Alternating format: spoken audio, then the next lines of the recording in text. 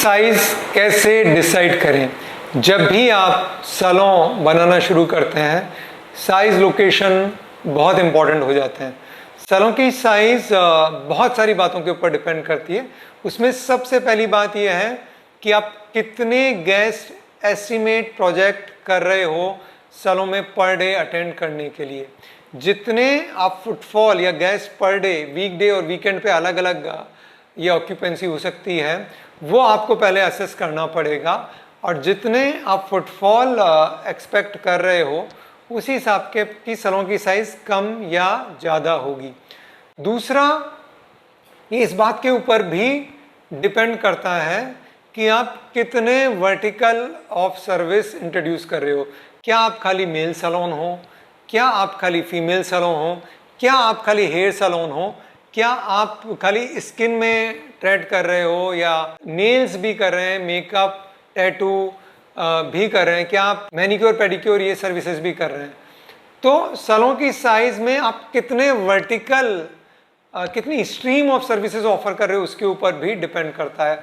अगर आप ज़्यादा सर्विसेज ऑफर कर रहे हैं और यूनिसेक्स फैमिली सैलून है, एक complete bouquet of service provide कर रहे हैं, तो आपके सैलून की साइज ज़्यादा हो जाएगी बनिस्पत आप एक मान लीजिए खाली मेल सैलून है और खाली हेयर कट्स में और कलरिंग में डील कर रहे हैं, तो सैलून की साइज छोटी भी हो सकती है। पहली बात है कि कितने फुटफॉल सिंगल सर्विस या मल्टीपल सर्विस आप एक्सपेक्ट कर रहे हो। ज़्यादा अगर फुटफॉल है तो सैलून ऑब्वियसली बड़ा बनाना पड़ेगा आपको। कम फुटफॉल है तो सैलून छोटा हो जाएगा। सर्विसेज ज़्यादा हैं तो उन सर्विसेज को आपको एरिया अलोकेट करना पड़ेगा और इस हिसाब से सैलून की साइज बढ़ सकती है। तीसरी बहुत इंपॉर्टेंट बात यह है कि आपका इन्वेस्टमेंट का बजट क्या है।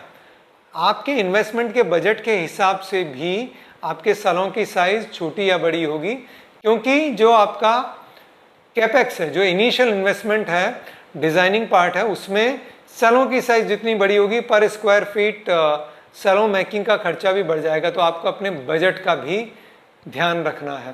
थर्ड यह है कि आप सैलून में ऑपरेशनल फिजिबिलिटी और मेंटेनेंस को कैसे देख रहे हो।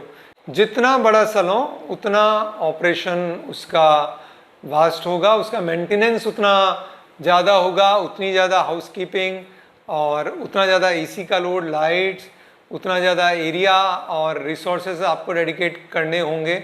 और occupancy and proper optimization of salon बहुत बहुत इम्पॉर्टेंट है।